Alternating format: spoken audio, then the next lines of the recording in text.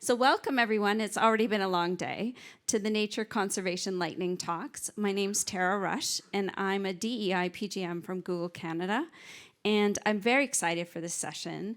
We're gonna hear 10 fascinating lightning talks featuring projects that are using mapping tools for positive social and environmental impact. So here are the rules. Each speaker is going to have only 3 minutes to deliver their talk. And my friend Tammy here has a sign, and she's going to hold it up when there's, I was told when there's 30 seconds left, but she went above and beyond and she has 3 signs. So there's going to be 1 minute sign, a 30-second sign, and an applause sign. So you guys all have to be involved and applaud when the applause sign comes up. So let's all give the speakers a huge round of applause when the applause sign comes up. So to fit in 10 speakers, we don't have time for questions, but if you have questions, we encourage you to go find the speakers at some point during the break right after the session to continue the conversation, or sometime in the next couple days. And so with that, we're going to kick things off. I have a clicker. See? These are our speakers. So these are the people that you're going to hear from this afternoon as they talk very quickly, like auctioneers maybe. And so I'm very proud to introduce, to kick us off, is Nicole Flores. Nicole is the Managing Director of Wildlife Insights, a cloud platform that provides machine learning and science-based tools to support wildlife conservation. Her work focuses on building and promoting Wildlife Insights, which has quickly become the largest collection of camera trap images in the world. Nicole is based at Conservation International and works closely with Wildlife Insights partners, civil society organizations, governments, and communities to advance their efforts to protect wildlife. In her free time, surprisingly she does have free time, she enjoys denying her natural risk aversion by exploring mountains by means of foot, rope, skis, and bikes. So with that, Nicole, you're up.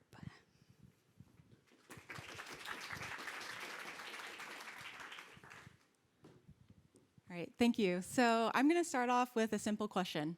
What wildlife live here?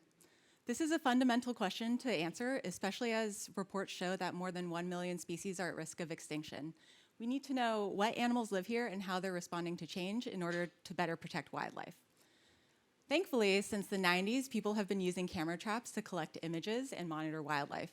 They've become popular for all the reasons you see here, but best of all, they take images of wildlife, like these dancing marmots and these olive baboon beetle impersonators.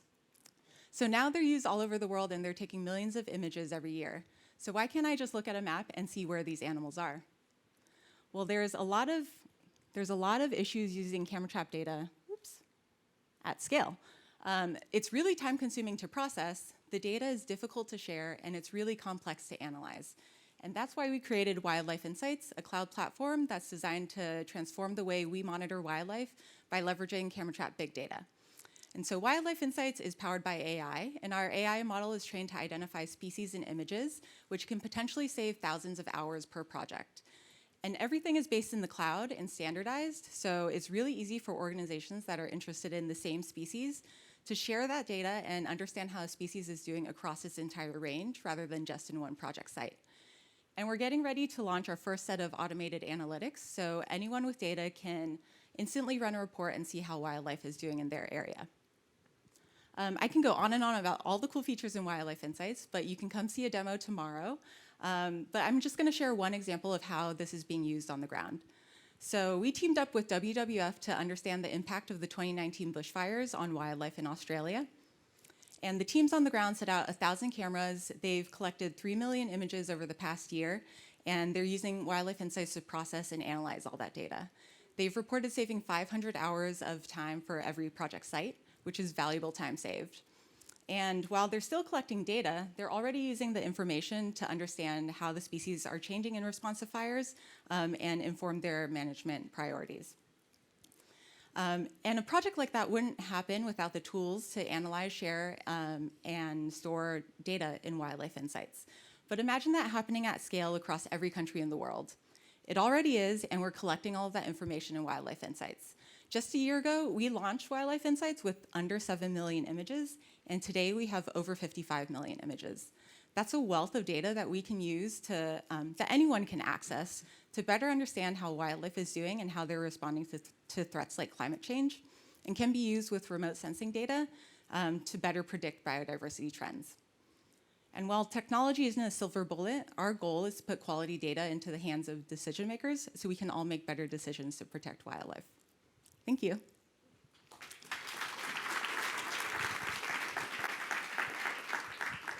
Thanks, Nicole. Wow, our first speaker, and she was actually done before we held up the applause sign. It was so good. So our next speaker is Valerie McNulty, and Valerie is a conservation scientist for the Nature Conservancy's Caribbean Division. She specializes in geospatial analysis and marine ecosystem modeling, which she uses to develop conservation decision support tools and to support effective solutions for ocean protection, habitat restoration, and climate resilience. Val has developed a suite of apps in Google Earth Engine and ArcGIS Online to deliver scientific data to stakeholders in an interactive and user-friendly format for both the Nature Conservancy's Caribbean Division and Hawaii Palmyra program.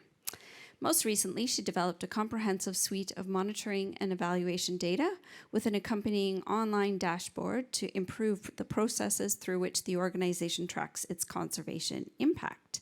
And with that, I need Val.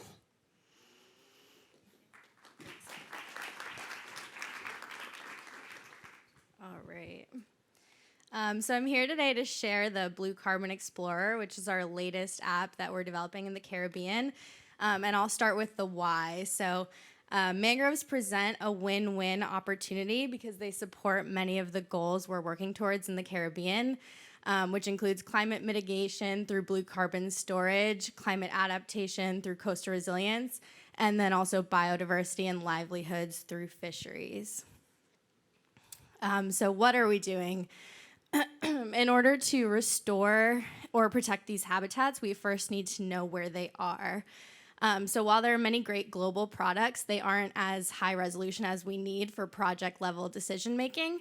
So we're working on developing regional mangrove maps using planet satellite imagery at 4-meter resolution. And we're deriving these on a country by country basis through an automated process and extensive field validation, which is shown here. So the Blue Carbon Explorer is being developed in partnership with Planet and FAO, and it aims to answer 2 main questions. So the first being, where are mangroves stable and providing ecosystem services? And then the second, where are they degraded and in need of restoration? It allows conservation practitioners to interactively view changes in mangrove biomass, utilizing different satellites and timescales, both spatially on the map and then also temporally through an NDVI time series chart. I want to emphasize that this tool needs to be paired with local knowledge to make any kind of decisions or for validation. And that's why I pulled up this example here in Old Harbor, Jamaica, where you can see there are mangroves in red that are heavily degraded. And that tracks with our field data and in-country knowledge. So this tool is a work in progress. So we really appreciate any feedback or ideas for additional functionality or improvements. We're thinking of integrating mangrove height data and also integrating seagrass into the app, but we really appreciate any thoughts from the conservation space. And then lastly, this is part of a suite of tools that we're developing for the Caribbean, and so you can check those out at caribbeanscienceatlas.tnc.org.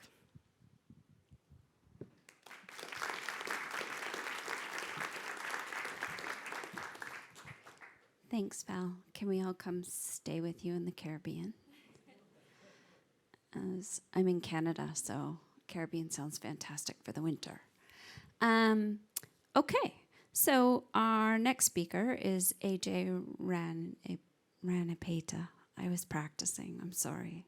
And then I wrote it 2 ways, and then I was like, oh man, which one did he say? But it's Ranipeta, correct? Okay, we're good. Ajay.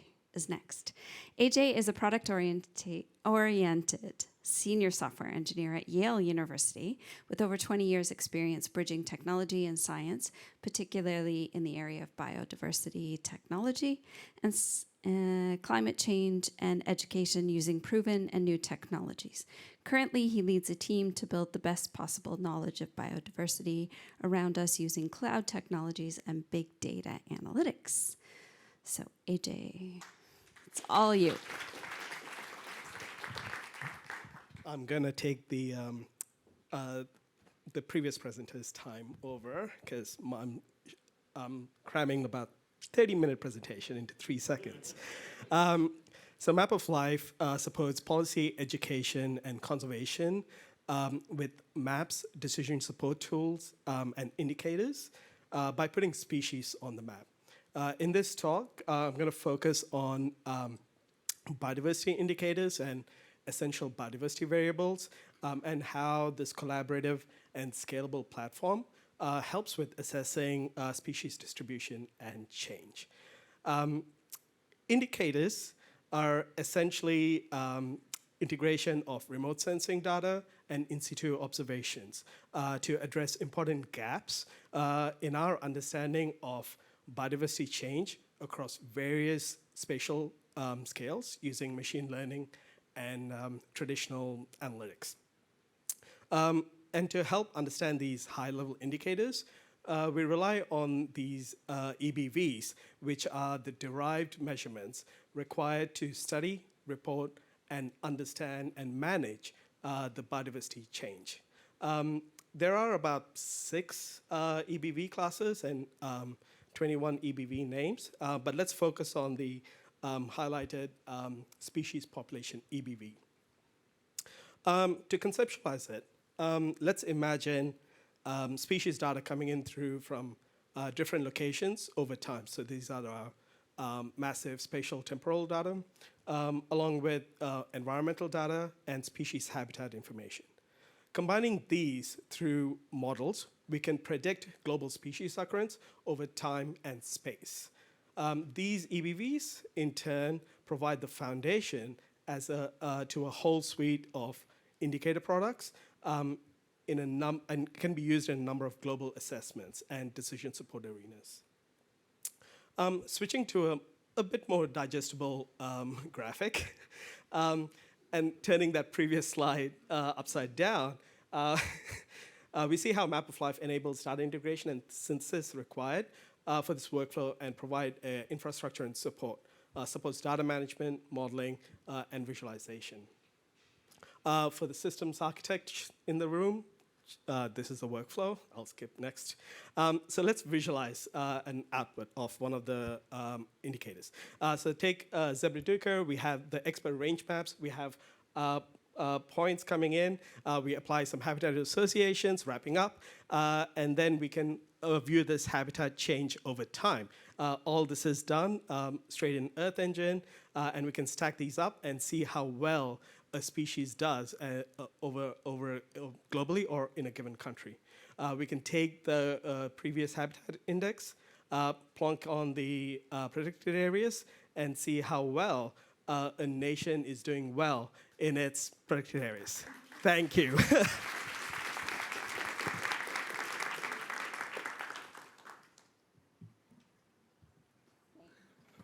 Thank you very much. That was a lightning talk. If we've never seen one, that was a lightning talk. So our fourth speaker is Bourhan Yassin. He's the CEO of Rainforest Connection. He's a longtime veteran of the tech industry and more recently in the conservation industry. He has over 15 years experience in building and leading large-scale operations and engineering teams in several Bay Area companies, including Powys and Zazzle. Additionally, he led the Dubai-based e-commerce company Marca VIP, where he served as longtime COO before joining Rainforest Connection. As an experienced leader, he spent the last 5 years as COO of Rainforest Connection before his current CEO role, successfully leading the organization's mission from concept to reality in more than 32 countries. So, Bourhan, it's all you. I think my intro is going to be longer than my lightning talk. All right, so Rainforest Connection, we're a nonprofit organization. We're based right here in the States, but obviously, as the name suggests, we do most of our work in the rainforest. What do? We harness the power of sound. We use primarily acoustics and AI to protect and preserve the natural world. And we've created an online platform called Arbimon that uses AI, uses sound in order to monitor biodiversity. We're a group of engineers, researchers, scientists, but we also love to get our hands dirty. So we're also in the field doing projects all over the world, collaborating with partners on the ground as well. And in our platform so far, we've had projects from over 112 different countries. So this is where all of the information, all the audio acoustics is coming from. In our online platform, there's sort of all these things that can be done, uploading data, unlimited amount of analysis to create AI models for species detections. But there's a lot of sort of great tools that we came up with and published a lot of papers on that allows deep analysis of the audio data to detect presence of species. And why is that important? Well, this is an example of some of the projects that we have on the platform. Some of these projects we've done ourselves. Other projects have been done by our partners. And why is that important? Well, it allows us to do things like occupancy probability maps, which we've done for the entire island of Puerto Rico for most of the endemic species. So we can predict future occupancies of species. We can look at historical occupancy. We can look at current occupancy. It allows us to see species richness, species occupancy as an indicator for biodiversity health. What you see on the right here is sort of the heat map of the current global species richness that we've mapped out so far in our platform. That's represented there on the right. Another thing that we can do is, with acoustics, is restoration ecology. So we can evaluate biodiversity response to restoration and wildlife corridors. So this is a project that we've done with WeForest and IPE. This is on our platform, live data that comes in.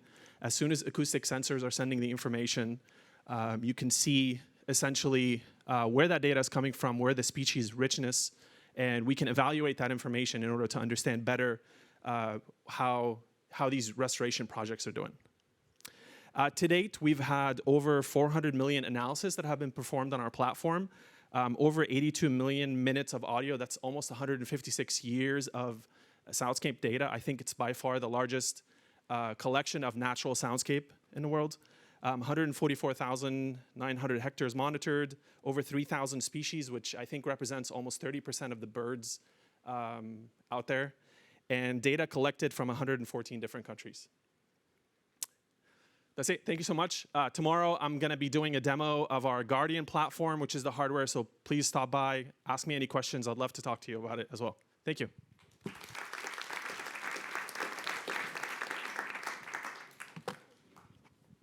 Thank you so much. So our fifth speaker is Charles Gibbons. He is the Chief Technology Officer of Nature Metrics. He leads the data and tech teams at Nature Metrics, providing biodiversity insights using eDNA. Previously, he worked on COVID research at the Francis Crick Institute, and he led 5G deployments across Europe for BT. He's also interested in species distribution modeling and low Earth orbit satellites. So Charles, you are up.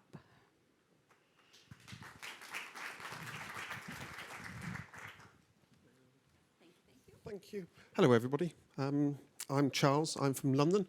So I've really enjoyed the presentations we've seen already because we're all doing very similar things, which is an attempt to measure biodiversity at scale using different sources, either camera traps, audio, various other technologies. I don't know how many ecologists we have in the room, but previously ecologists would go and look at a river, take a car battery with them, and in order to count how many fish there might be in that pond or that river, they would drop the car battery or electrocute a portion of that river and count the fish that came to the top. What we find is the more intuitive way is to use the same techniques that are used for your qPCR tests or your genetic history, which is to use a MySeq machine that measures all the biodiversity in a water sample or a soil sample. So if I take a soil sample in our back to our lab, I can then count how many different species or different taxa are in that sample, which then gives me a better understanding of the scale of the biodiversity we got in that environment. So we capture all of the various nature parts, we get the operational taxonomic units, which we capture, and then we can provide a metric score. So we do this with labs. We've got a lab in Southwest London and one in Canada, which I haven't yet been to.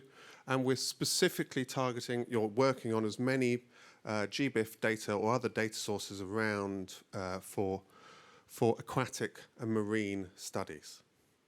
So our current greatest capability, and I think the sort of the biggest interest for me here, is how do we map from a low-level view when we're looking at the genetic, the base pairs and the proteins that we get from the water samples to the low Earth orbit or 10 meter square or lower level information. So we use an R package called JSDM, which helps us with species distribution modeling. And we use that to provide for some of our sort of larger customers now, we provide them with an interpolation capability where we can say, look, we found these 2,000 different species in this environment with these specific conditions. We can interpolate within 50 kilometers the similar conditions. So that is how we intend to grow, as I wrap up. And I think data sharing and multiple data sources, I think we all have to be sharing our data to make it available if we're going to be successful in working on that larger biodiversity challenge. Thank you.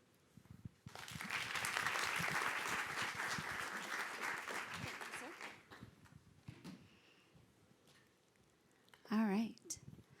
Next, we have Javier Fajardo. He is a conservation biologist working at the Science Innovation Area at, UNEP WCMC. I'm glad I don't have to say that I work there every day. I could just say I work at Google. It's faster. He holds a PhD at which he explored area-based conservation planning challenges and opportunities in the tropical Andes in South America, using conservation planning approaches and biodiversity modeling, and focusing on enhancing biodiversity representation in conserved networks in the face of climate change. At UNEP WCMC, he contributes as a biodiversity modeler, data and spatial analyst to support a range of conservation projects. These projects involved analyses of the state of biodiversity in the context of global change, as well as the exploration of alternative scenarios and pathways that may provide more sustainable futures, which we all want. It's all you, Javier. There's an easier way to say that? There is a more complicated one. Oh. Okay, thanks everyone. It's a United Nations Environmental Programme World Conservation Monitoring Center. Okay, anyway, thanks everyone. So reverting the biodiversity crisis requires that we enhance ecosystem integrity. This is recognized in the post-2020 Global Biodiversity Framework by the CBD that has as goal A that the integrity of all ecosystems is enhanced, and also in the 2030 milestone A1 that has as a target that we reach a net gain in ecosystem integrity. But the truth is that ecosystem integrity has been always difficult to measure, and we lacked indicator to measure it. That's why we have been developing the Ecosystem Integrity Index, or EII, and we have done so using the definition by Carter et al. That defines ecosystem integrity as the extent to which the composition, structure, and function of an ecosystem fall within their natural range of variation. So we have built 3 different layers for these 3 components that we have later integrated in EII. The components are ecosystem composition integrity, that refers to the identity and variety of the biota of an ecosystem. Ecosystem structure, that relates to the physical organization of the ecosystem. And ecosystem functioning, that is about the processes that results from the interactions of abiotic and biotic elements in the ecosystems. So using those layers that you see in the slide, Google Earth Engine, amongst other tools, we have built these 3 layers and combined them into this layer that you can see on the slide, that it's the Ecosystem Integrity Index. It's an indicator that ranges from 0 to 1, with 1 being the areas with higher integrity that are here shown in blue. It's a layer that has a 1 kilometer resolution, which we think that's good because it can be used at the global scale, but also at national and subnational scale. And just to finish, I'd like to share how we envision that this is used in the future. So we hope that this will be useful for governments as they track trends and progress in the post-2020 Global Biodiversity Framework. We hope that it will be used by businesses as a framework that they can use to understand the impact of their action and also to plan interventions. And finally, we hope that it will be used by the civil society and scientists in their research to do things like exploring planetary boundaries. And with that, I finish. Just to say that this is work in development, so we would love to hear your feedback. And if you're interested, please come talk to me in the next couple of days, or write to me or Sam, who is the principal investigator, and we would love to talk and discuss with you. Thank you very much. Thank you so much. We are just flying through these speakers. So our 7th speaker is Carlos Moreira de Souza Junior. He received his geology degree at Pará State Federal University in Brazil, an MSc in soil science at Penn State University, and a PhD in geography at the University of California in Santa Barbara. He's an associate researcher at Imazon, focusing on remote sensing to map and monitor forests, land use and soil cover change, and spatial modeling. In 2010, he received the Skoll Award on Social Entrepreneurship for the development and operationalization, I can't even talk anymore, of SAD, Brazil's first independent forest monitoring system. He also co-authored more than 100 journal articles, conference papers, and book chapters. So with that, over to you, Carlos. Thank you. Good afternoon. So I'm going to show that water can save the rainforest. That's the link between the water dynamics and climate change in South America. So one single tree can pump up to 300 liters of water to the atmosphere. And 50% of the water that is sent out to the atmosphere is recycled. And 50% of this water vapor is transported to the South American continent through a process called flying rivers. So, but deforestation, forest degradation caused by fires, logging, and forest fragmentation, and climate change can disrupt this huge water factor, which is the Amazon rainforest. We lost 2 billion trees in the last 4 years. So in terms of water, it's 600 billion liters of water daily that's not being provided to the atmosphere. So there are models show that the Amazon is in risk of tipping points. It's drying out. There are some models showing the temperature in the Amazon is increasing. That's why I decided to study water. I monitor the forest, but if you really want to save the rainforest, we have to show the environmental service provided by the rainforest. So we built the Map Biomas Water, which is an application that uses Earth Engine to reconstruct surface water dynamic time series. I don't have time to go through all the workflow. Most important is to understand the products. We have monthly surface water maps. We have gain and loss and change water data. We also classify the water bodies in natural and anthropogenic, and we also have trend analysis of Map Biomas Water. The dashboard is so important because we built this dashboard using the stakeholders and potential users in a design thinking process, and we have a very strong communication strategy. So initial results of the Map Biomas water shows that there is a reduction of surface water in the wetlands, so it's drying out. And we expand this to South America, and the tropical Indian glaciers are melting, so we are losing water in the continents. So the communication strategy is really important. We are reaching out. We had more than 1,500,000 media coverage. We are talking to people about the problems and try to connect them with the sources of the problems. And we expect them to engage to protect the rainforest and also to start restoration projects. So I am optimistic. I have hope that this can be changed. We don't want the Amazon region to collapse. Thank you very much.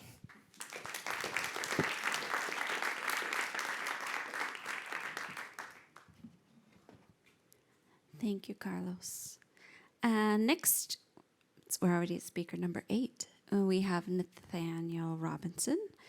Nathaniel is the landscape monitoring scientist at the Nature Conservancy.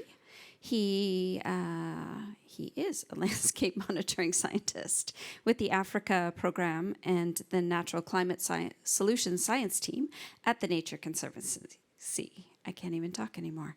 He uses remote sensing and geospatial tools to monitor the landscapes in which TNC works. This work helps prioritize project areas, assess impacts of management activities, and adaptively manage conservation interventions.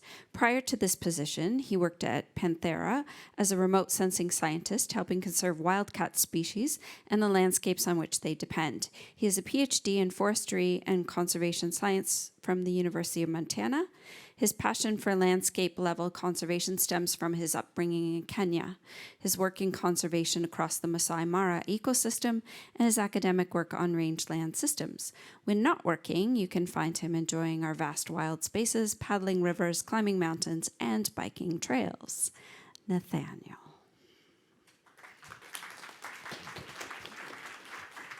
And today, he's just on a stage. Thank you. I'm here to talk about a project I got involved in when I was working with Panthera, and I've carried it forward because I think it's an important project to seek to completion, mapping tiger conservation landscapes in near real time.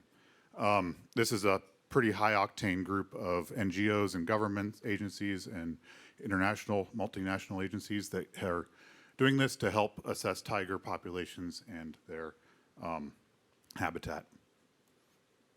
As we all know, tiger populations over the last 100+ years have seen major declines and haven't seen much noticeable recovery across the range.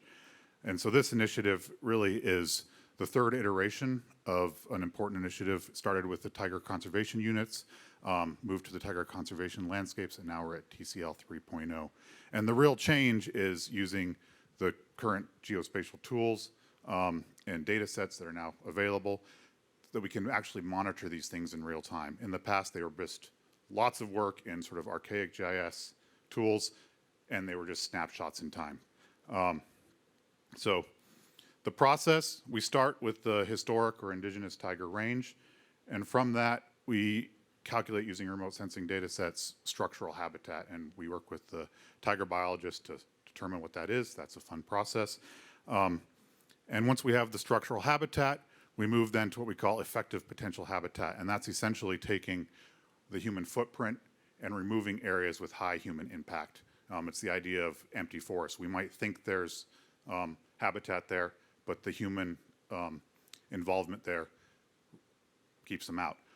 And this is dynamically done. So you can see like a place like India, which has incredibly high human footprint, actually has a higher threshold for tigers as opposed to like Indonesia and other places. So that's all done dynamically.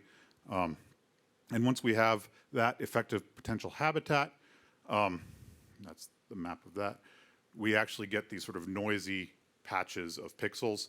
And when we run through a whole sort of logic, which converts them into patches, viable patches based on tiger population, viable tiger populations, as well as connectivity between the patches and across, sort of semi areas where they could move across. Then we incorporate all the observation data that we have been able to compile, which includes camera traps, which includes surveys, which includes sort of just in the literature, sort of random sightings.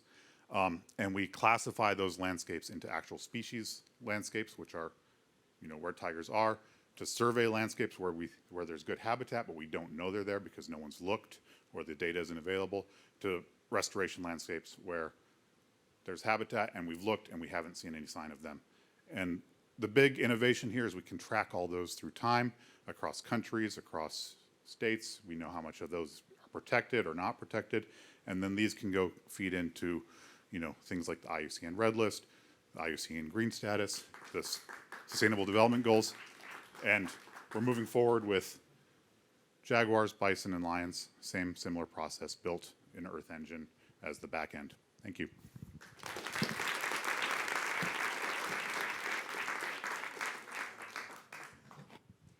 Awesome. Thanks, Nathaniel.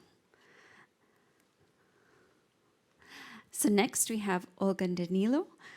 She is a technical project manager at Restore, a global hub for nature restoration and conservation projects all over the world, where she guides design and development team and brings on board her science and geospatial expertise. Her work in recent years was mostly focused on large-scale geospatial processing and remote sensing analysis, primarily working to improve land cover mapping, develop remote sensing monitoring tools, and guide policy-level decision-making. Olga holds a PhD in mathematical modeling from Lviv Polytechnic National University and is currently based in Zurich, Switzerland. You had a long flight. Yes. And I'm running on a lot of coffee now, so yes. So, okay, so my name is Olga. I'm originally from Ukraine, and since my studies, I've been working with maps and in science, and that's what 10 years ago brought me to Austria. There, I have been working, living next to this beautiful park where I would go for 5-kilometer runs every morning, and it took me a little time to figure out that this was a former clay mine, and 77 hectares, which is almost 100 football fields that were before extracted, turned out into this beautiful park with a lot of birds singing, foxes, and you can go even swim in that lake. So while working in research in Vienna, I've been working a lot with the topics of deforestation, plantation mapping, fires, all sorts of things. And looking at the satellite images, it made me think if there's anything I can do. And I was not the first person to ask. There were 1,000 people working all across the world in restoration and conservation field on the ground already doing something. Like, for example, Rossinier, who is from Brazil. He's bringing trees to the landscape, agricultural landscapes. Or Esther, who is from Costa Rica, leading group of people reforesting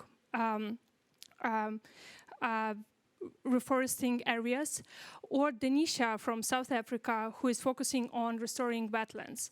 So there's many, many more all across the world, but this is a lonely journey. And if you don't have a network and people to reach out, you don't have your successes to share with, and you don't have other people to learn from. And that's the time where I learned about Restore. I joined Restore. It's a global hub for nature restoration. The main purpose is to bring all these different people all across the world that are doing this work on the ground onto the map and connect them and build a hub for the restoration practitioners and remove the barrier between science and practitioners. So I moved to Zurich. Working on this platform, meaning focusing on several areas and bringing that to those people on the ground, is transparency. If you build a network, they can share their successes, they can learn from the failures, and can share knowledge all across of different countries and sites. You can enable the scientific insights. For many of us, like running reduced region or zonal statistics is like something what you can do over the coffee break. But many people, in order to have easier access to scientific data, they do need tools to do this, and making this once for everyone and giving this data into the hands of the practitioner can make a real impact. And the last thing, monitoring tools. Not every single person trying to figure out how to do that. If there's a way not to reinvent the wheel, but bring these tools into the hands of the practitioners all across the world, that's what we can do. Google Earth Engine, Cloud, see me tomorrow at the demo session in the afternoon. Thank you.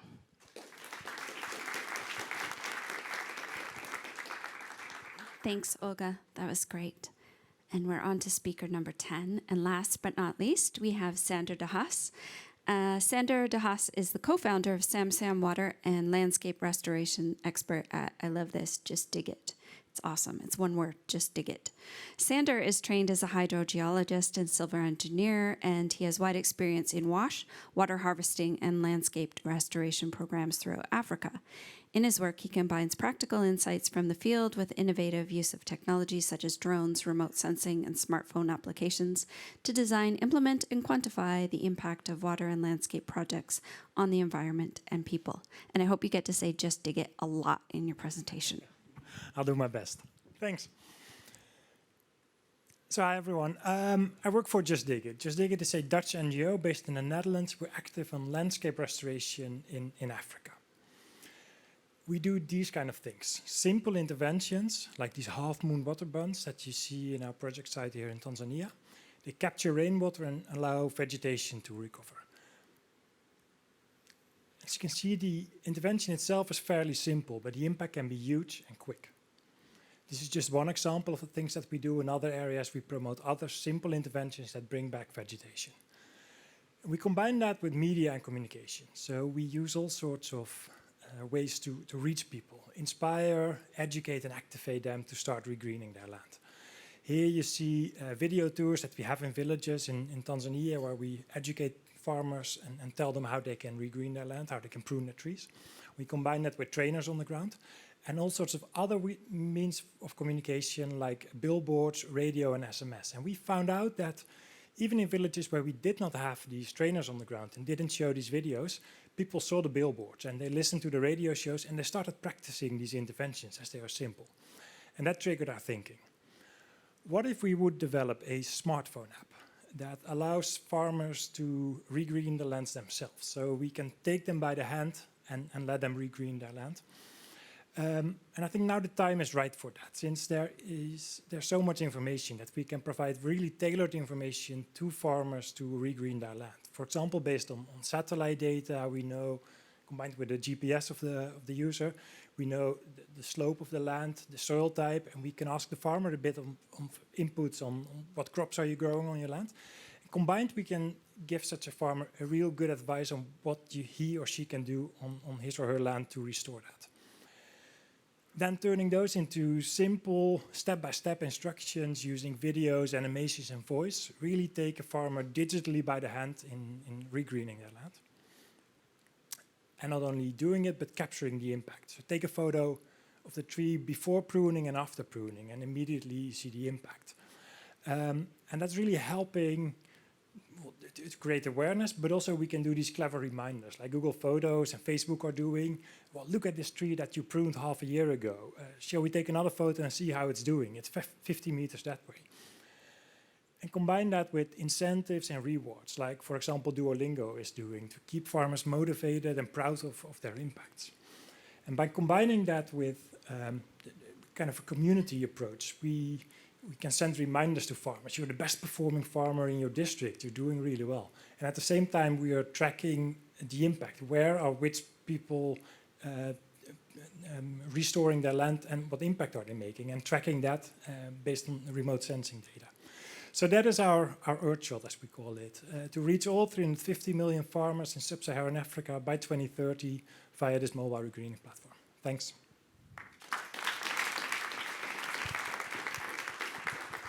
Thank you, Sander.